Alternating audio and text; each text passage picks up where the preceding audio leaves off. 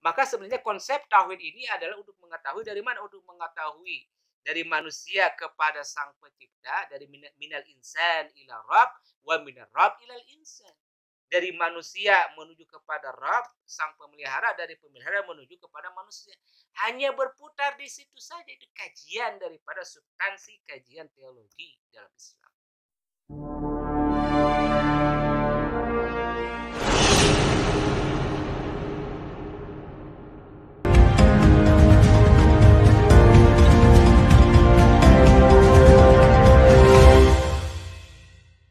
Assalamualaikum warahmatullahi wabarakatuh.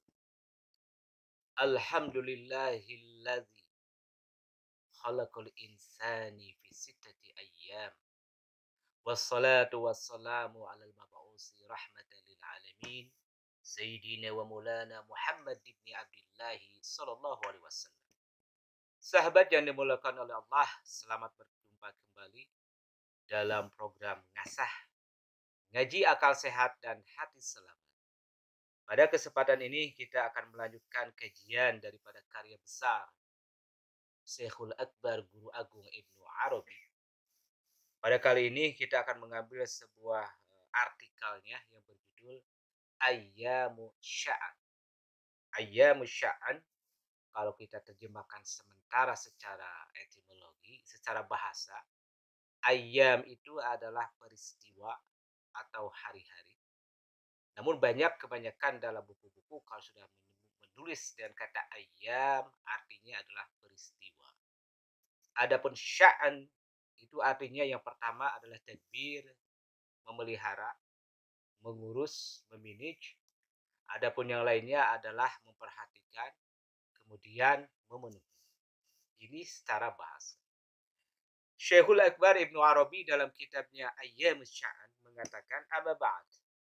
Setelah beliau menyampaikan pengantar rupanya 1,5 halaman ini pengantarnya.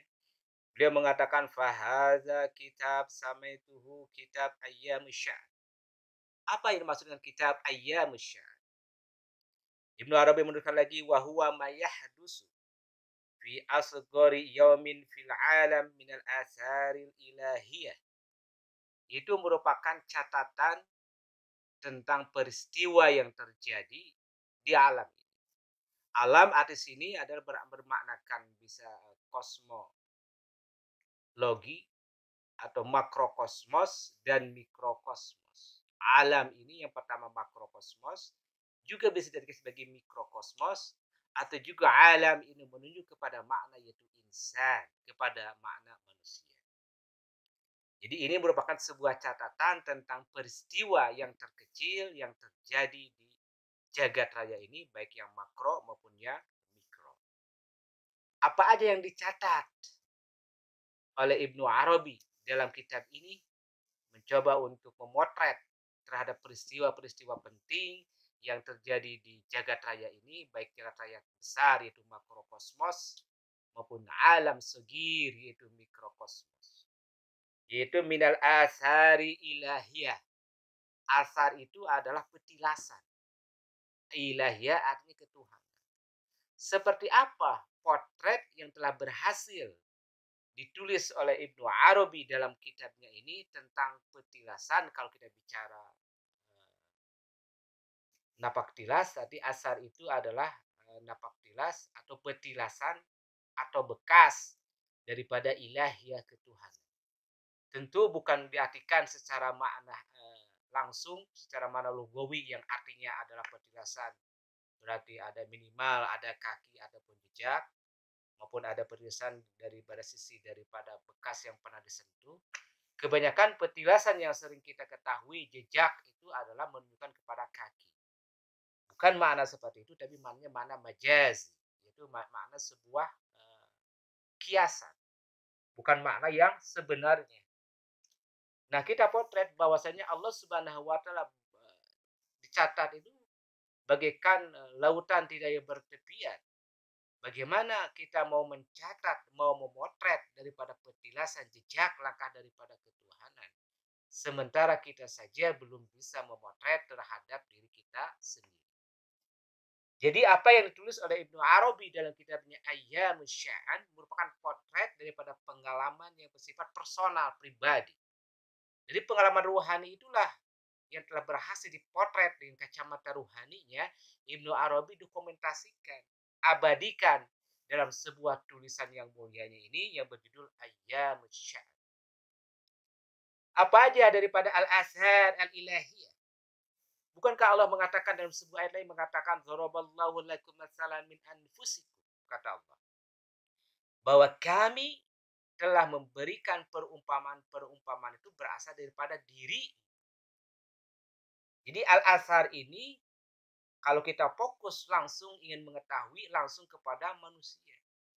Karena kalau kita memotret terhadap al-azhar al-ilahiyah, jejak daripada yang memelihara bumi dan langit ini, yang telah Allah ciptakan makhluknya selain manusia, ya tidak terbilang. Namun itu mari kita tarik secara fokus dari alam yang sifatnya makro yang besar ini, kita masuk ke dalam mikro. Karena apa yang ada di alam yang besar ini, makrokosmos, ada juga dalam mikrokosmos, dalam alam yang kecil, al-alam as-saghir, yaitu manusia. Jadi wajar saja Ibnu Arabi menulis Ayyamus Sya'an ini berhasil memotret. Karena beliau adalah cari petilasan, jejak langkah yang ada daripada petilasan Allah Subhanahu wa Ta'ala dalam dirinya. Nah, apakah kita juga bisa memotret hal itu? Tentu bisa sekali. Dari mulai alam rahim ketika kita dalam proses penciptaan sampai nanti kita pas mau kelahir daripada pintu yang mulia itu ada petilasannya. Ada jejak-jejaknya. Itu dari segi manusia. Bahkan kalau kita lebih jauh mau berkontemplasi, mau merefleksikan terhadap jejak-jejak Tuhan ini di bumi, yang paling real adalah kalau khusus yang orang muslim pernah melakukan wisata religi atau beribadah, menyempurnakan daripada rukun Islam berangkat haji maupun umroh, kita lihat bahwa di depan Ka'bah ini, tepatnya khususnya di depan pintu Ka'bah, itu ada namanya petilasan yang disebut dengan bekas jejak daripada Nabi Yuna Ibrahim alaihissalam. Tentu jejak ini bukan sekedar jejak daripada sisi insani, sisi kemanusiaan, jauh lebih daripada itu. Bahwa jejak ini pada waktu yang sama dia menunjukkan kepada jejak bukti akan adanya Nabi Ibrahim alaihissalam membangun Ka'bah, pada waktu yang lain juga menunjukkan terhadap jejak daripada ilahiyah yang sifat ketuhanan. Karena logikanya, kalaulah jejak tadi itu jejak kedua kaki Nabi Ibrahim alaihissalam hanya sekedar daripada al-asar al-insaniyah, jejak langkah daripada manusia, ya berarti hari ini kita tidak akan bisa menemukan lagi. Artinya bisa jadi itu akan hancur. Namun karena ada sisi nilai-nilai ketuhanan, maka sampai hari ini itu namanya kedua kaki Nabi Ibrahim alaihissalam itu sampai diabadikan. Sampai ada hari ini. Bahkan ada juga perintah daripada agama juga setelah melaksanakan tawaf itu disarankan untuk sholat 2 rakaat di belakang petilasan kaki Nabi Ibrahim. Bukan artinya mau menyembah daripada kaki itu. Namun lebih daripada itu, bagaimana mengambil sebuah energi positif daripada jejak langkah Nabi Ibrahim. Nah, dari langkah Nabi Ibrahim ini, ada sebagian guru-guru mencoba menariknya ke dalam petilasannya jejak langkah daripada manusia. Kenapa? Karena kami pernah bertemu dengan seorang guru, boleh dikatakan sebagai orang tua, pernah mengatakan, "Jang anjen kudunya baheula napak tilas kedua kaki maneh ketika awal pertama kali nginjek di bumi di mana?" Nah, ketika pertanyaan itu dilontarkan, kami sempat terkejut dan bertanya-tanya. Ternyata betul juga pertanyaan daripada orang tua tersebut. Jarang daripada kita mau melihat refleks ke belakang untuk sejauh mana bahwa kita dulu kala pernah pertama kali menginjakkan kaki ini di dunia. Karena petilasan itulah yang akan nanti kita akan kembali lagi. Artinya bahwasanya kita dalam perjalanan rohani ini, dari mulai kita pernah menginjakkan kaki dunia, maka nanti kita juga akan menginjakkan lagi ke kaki tersebut. Karena itu adalah awal untuk memasuki lagi ke alam yang bersifat abadi. Dalam hal ini konteksnya ke alam rahim. Kalaulah memang itu kita sepakati bahwa salah satu alam ruhani yang mulia itu adalah di alam rahim seorang ibu. Sahabat yang diberkahi oleh Allah. Selanjutnya Ibnu Arabi mengatakan wal infialat. Jadi potretannya itu bukan sekedar jejak daripada ketuhanan, tapi infialat. Infialat itu apa-apa yang diperbuat oleh Sang Maha Pencipta. Infialat. Apa yang terbesar dari Pak Allah ciptakan? Bukanlah harus kita perhatikan gunung, bumi, langit yang bersifat besar secara ukuran volume daripada manusia. Namun jauh lebih daripada itu. Bahwa yang harus diperhatikan ini adalah ciptaan yang langsung. Wa khalaqtu biyadaya kata Allah. Ciptaan langsung dengan kedua tangan ini apa? Ya manusia tadi. Sekali lagi manusia ini disebut sebagai alam sugir. Mikrokosmos. Tapi mikrokosmos ini menyimpan nilai-nilai daripada makrokosmos yang alam yang besar ini, yang jagat raya ini. Maka wajar kalau ada kalimat yang agung. Man arofa nafsah arofa rabbah. Barang siapa yang telah mengenal dirinya, maka ia akan mengenal siapa yang memeliharanya, siapa Rabbnya, siapa yang menciptakannya. Loh kenapa? Karena jejak langkah yang paling terdekat dan dapat dideteksi minimal oleh kedua mata kita dan jauh daripada itu adalah daripada anggota tubuh kita, ya diri kita ini.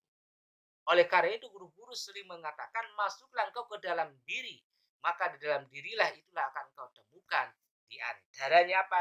Al-athar al-ilahiyah, jejak langkah daripada Tuhan. Begitu juga infialat terhadap apa-apa yang dilakukan oleh Tuhan. Jadi wajar Syaikhul Akbar Ibnu Arabi mengarang ayyamus sya'ar. Karena potretannya itu sangat dekat. Pertanyaannya apakah kita pernah memotret, melakukan selfie terhadap diri kita sendiri? Kita sangat jauh. Walaupun hari ini IT telah berkembang sangat pesat.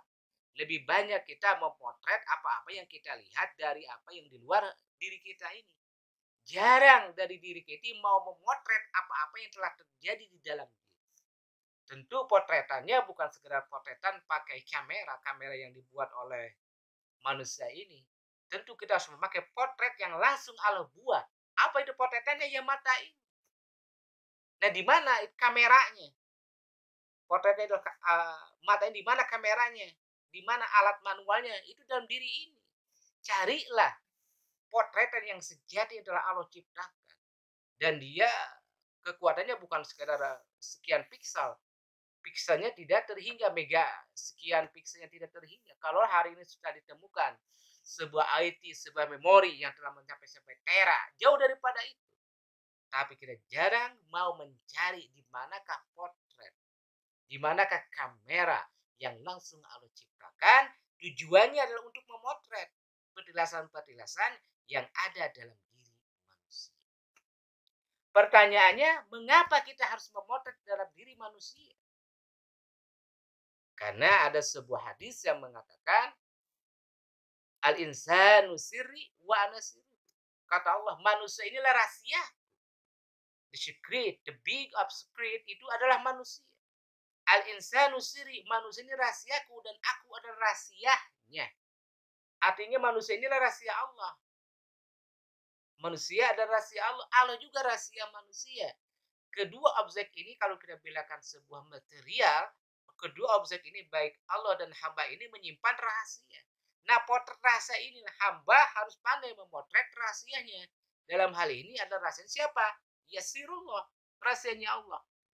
Pernah nggak kita memotret tentang rahasia ini? Tentu sahabat yang lebih tahu tentang hal ini. Kemarin kami di Padepokan Rumah Saya ini pernah berbincang-bincang seputar tentang kopi dan rokok. Ini yang menarik.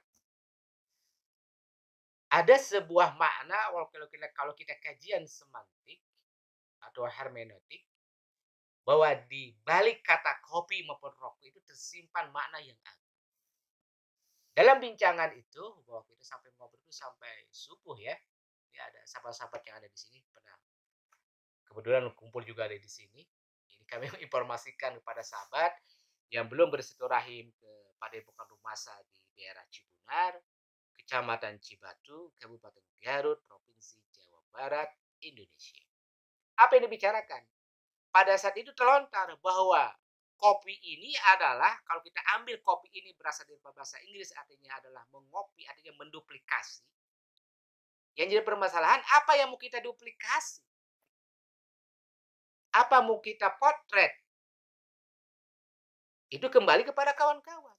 Kalaulah saat itu sedang kita minum kopi dan terdetik itu adalah sebuah dokumen hanya catatan, mungkin itu yang hasil yang dipotret, yang di copy. Tapi saat itu kalau kita sedang memandang sesuatu, sedang memotret yang namanya al-azhar al-ilahiyah fil insan, maka akan terpotret juga itu jejak langkah ketuhanan dalam diri manusia. Nah, hendaklah dicari.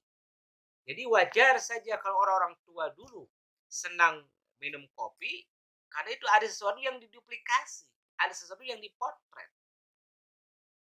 Nah, saat bincang-bincang itu ada yang bertanya, apa kira-kira duplikasinya?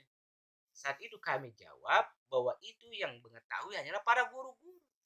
Lah kenapa? Ya, karena sebagian ilmu pengetahuan itu ada yang langsung oleh Nabi Muhammad SAW disampaikan kepada para sahabat dalam jumlah yang banyak, tapi juga ada sebuah kebenaran, sebuah ilmu yang Rasulullah SAW menyampaikannya langsung. Wajhan ala wajhin, ainun bi ainin. Artinya dengan 4 mata saja. Nah, informasi yang 4 mata inilah sebenarnya kemungkinan di antaranya ada isi tersisip dokumentasi tentang duplikasi, memotret tentang al-azhar al-ilahiyah, tentang jejak langkah Tuhan. Nah, kalau rokok apa artinya? Rokok ini artinya rokok minimal. Kalau kita sedang pakai bahasa Arab, berarti rokok ini ya artinya rokok. Rokok hanya lihat. Apa yang kita lihat ini engkau. Jadi memandang wajah. Apa yang kita perlu lihat ya wajah sejati itu. Nah, dari perpaduan antara kopi dan rokok ini adalah merupakan sebuah aktivitas tauhid. Kalaulah kita berniat membawa setiap segala perbuatan sekecil apapun itulah daripada al-azhar al-ilahiyah, maka kopi dan rokok juga bisa masuk ke dalam ranah tauhid. Bukan kan Allah bilang, wa fi anfusikum afala tubsirun. Tidaklah kau pikirkan apa yang ada dalam dirimu. Daraballahu lakum masalan min anfusikum, bahwa Allah telah menciptakan perumpamaan segala sesuatu dalam dirimu. Allah ciptakan lagi dalam sebanyak ayat lagi, wa huwa aqrabu ilaihi min hablil warid, bahwa Allah lebih dekat daripada urat leher, semua menunjukkan ke dalam diri. Artinya sebuah perjalanan yang sangat dekat. Namun itu tadi, karena dekat itulah kita tidak pernah memperhatikan. Akhirnya kita jarang bersalpian, hanya bersalpian yang dengan telah Allah ciptakan. Ada orang yang senang dengan gunung-gunung, memotret tentang gunung. Ada orang yang senang dengan suasana hiruk pikuk, dia memotret juga dengan suasana hiruk pikuk. Nah, salah satu indikasi bahwasan dan kemajuan IT ini telah ada di tanganmu di atasnya kamera, tujuannya itulah memperingatkan bahwa engkau ini, kita ini harus memotret tentang al-azhar al-ilahiyah. Sahabat yang dimuliakan oleh Allah. Kemudian Ibnu Arabi mengatakan lagi min tarkibin wa tahlilin wa tas'idin wa tanzilin wa ijadin wa syahadatin. Nah, kedua tadi objek baik dari jejak langkah maupun tentang perbuatan Sang Maha Maha ini yang kita potret dari apa? Dari tarkib, dari strukturnya, dari tarkibnya. Bagaimanakah struktur tentang jejak langkah ketuhanan itu? Harus kita bisa potret, harus bisa, kalau setelah kita bisa potret, barulah kita abadikan dalam tinta emas ke dalam buku yang maha agung.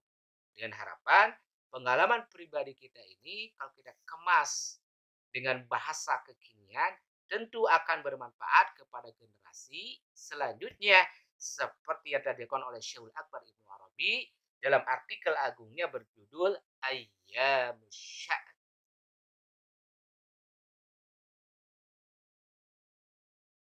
Sahabat yang dimuliakan oleh Allah, semoga Allah Subhanahu wa taala mencurahkan pengetahuan, mencurahkan ilmu, mencurahkan pemahaman sehingga kita bisa memahami satu kata, dua kata, satu kalimat, dua kalimat sehingga menjadi satu paragraf, menjadi satu halaman dan bertambah halaman lain sehingga menjadi sebuah satu artikel sebagaimana kitab artikelnya Ayyam Sya'an yang ditulis oleh Guru Agung Syekhul Akbar.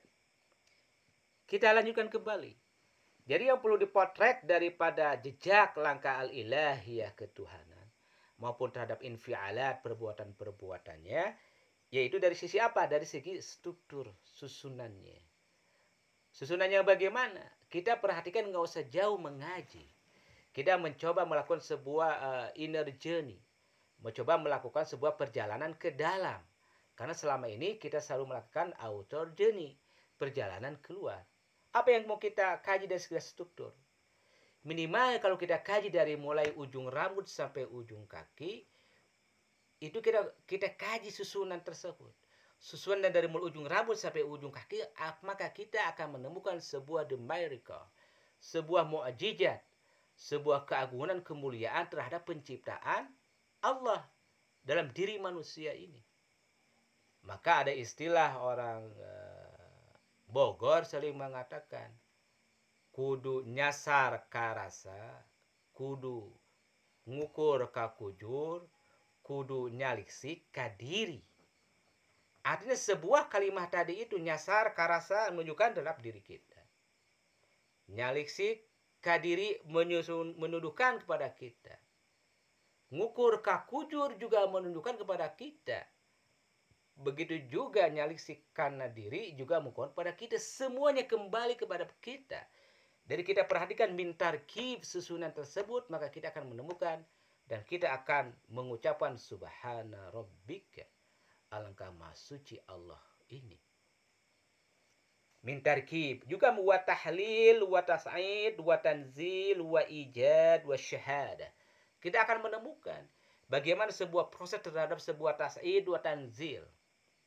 Tas'id ini ada istilah dalam kajian sebuah ruhani, ada istilah tas'id atau taraki, itu naik sebuah pemahaman ruhani, sebuah nilai.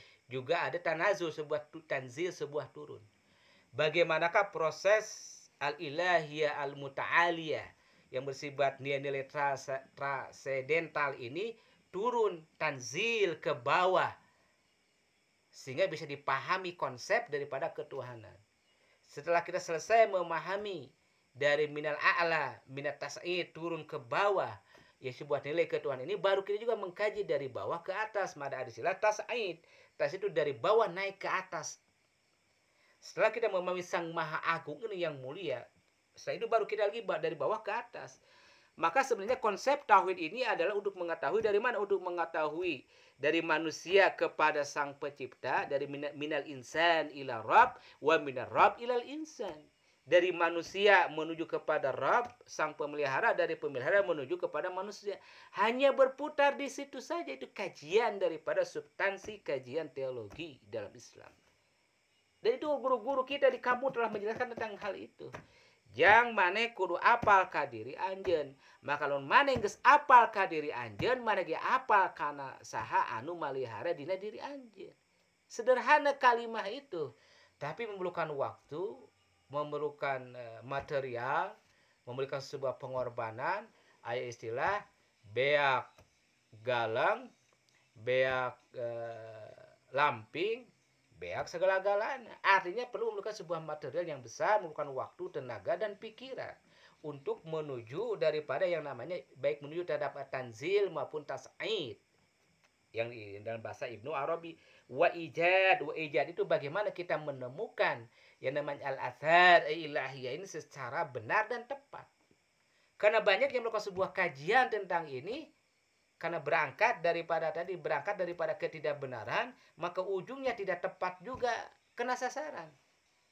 Artinya cek orang Bogor sekali lagi banyak yang mikung. Mikung itu artinya kesasar. Kenapa? Karena kajian daripada tauhid ini sangat riskan.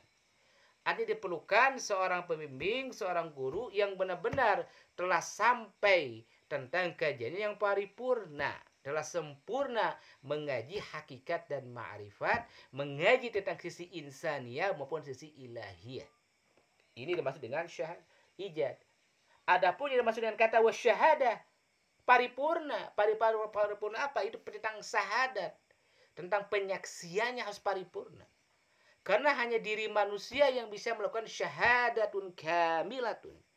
Yang bisa melakukan secara paripurna dalam konteks bersyahadat. Adapun makhluk lain kurang sempurna. Maka wajar saja hal ini pernah dilakukan sebuah proses ruhani yang sangat maha agung oleh baginda besar Nabi Muhammad Shallallahu Alaihi Wasallam. Ketika Mi'raj itu melakukan sebuah syahadat.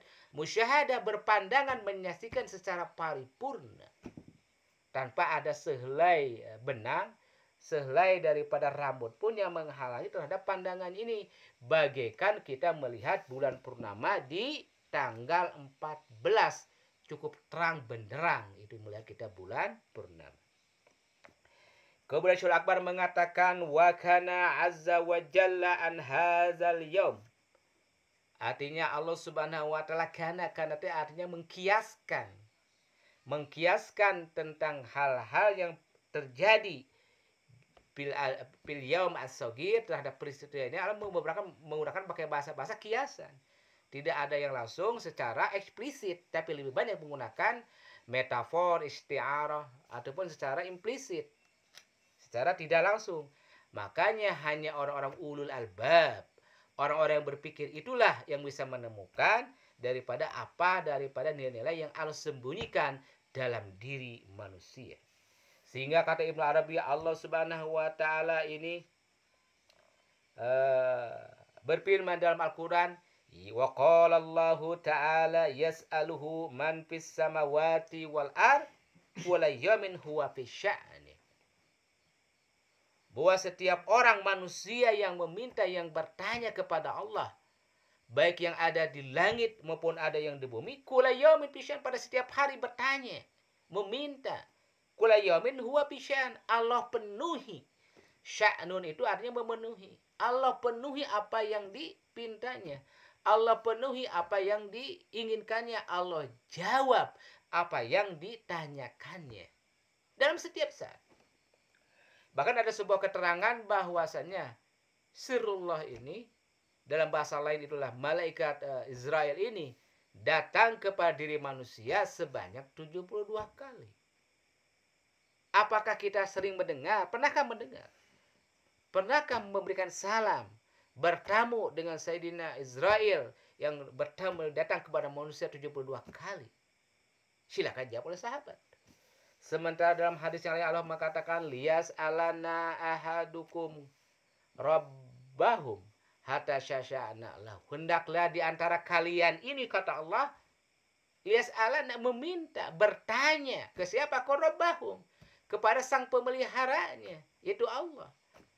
Apa yang perlu kita tanya? Apa yang perlu kita minta?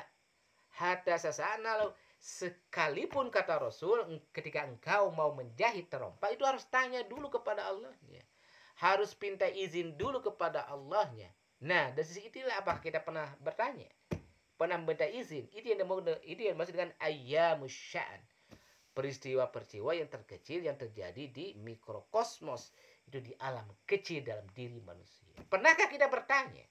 Pernahkah kita memintanya? Ini padahal tadi kula yamin huwa pisya'an.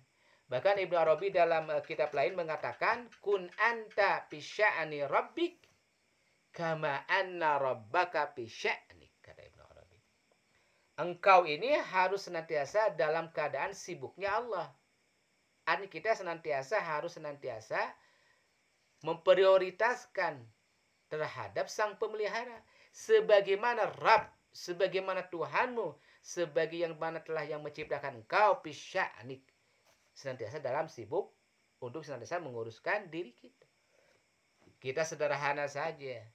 Apakah kita mengedipkan mata aja Apa kita bisa nggak kita tanpa mengedipkan mata? Pasti mata akan sakit. Siapakah yang mengedipkan itu? Bisakah kita memberhentikan gerak daripada jantung mempompa darah? Siapa itu yang melakukan itu? Ketika kita dalam keadaan tidur, kan jantung tetap berdetak. Napas tetap berjalan. Siapakah yang melakukan itu semuanya infialat ini? Kecuali ya Rabb, Sang Maha Pencipta tadi itu. Allah senantiasa memelihara diri manusia. Pertanyaannya, apakah kita telah memelihara Sang Maha ini? Paling kita ingat dalam sholat saja 5 waktu. Itu peringat paling besar, palingnya 5 waktu, 7 waktu saja ingat kepada Allah. Mengurus terhadap keperluannya Allah. Karena Allah juga punya kepentingan terhadap diri manusia. Apa kepentingan Allah? Cuma satu kepentingan Allah. Dijawab dalam hadis qudsi, kuntu kanzan makhfiyan fa'aradtu an a'raf fa khalaqtul khalqa, kata Allah. Aku ini adalah perbendaharaan yang terbesar, menyimpan gudang dari berbagai macam perbendaharaan rahasia. Karena aku ingin dikenal, maka aku ciptakan manusia. Jadi keinginan Allah cuma satu, ingin dikenal. Permasalahannya, adakah dalam diri kita ini sebuah keinginan untuk mengenalnya? Ya silakan jawab. Semoga sahabat-sahabat kami memiliki sebuah keinginan, sebuah asa untuk mengenalnya. Karena itu adalah salah satu pintu sebagai main gate, sebagai pintu utama untuk memasuki ranah dalam bab al-bahru al-ilahi, al-athar al-ilahiyah, untuk masuk pintu terhadap pengenalan jejak-jejak daripada Sang Maha Pencipta ini. Jadi sekali lagi, semoga dengan mengaji kitab Ayyam Sya'an kita diingatkan langsung oleh Syekhul Akbar Ibnu Arabi, oleh guru agung kita Ibnu Arabi, tentang pentingnya kita memotret, mengetahui, menyusur, mencari jejak tentang nilai-nilai yang ada dalam diri manusia. Mungkin itu yang bisa kami sampaikan, hanya satu paragraf.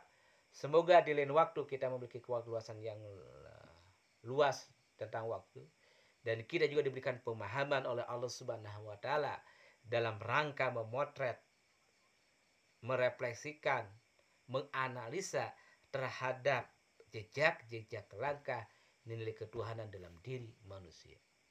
Kami sekali lagi mendoakan kepada para sahabat, baik yang ada di Padepokan Rumasa ini, yang sekarang sedang hadir, maupun yang belum sempat tapi masih menyempatkan untuk melihat hasil daripada kajian ini mulai YouTube ini.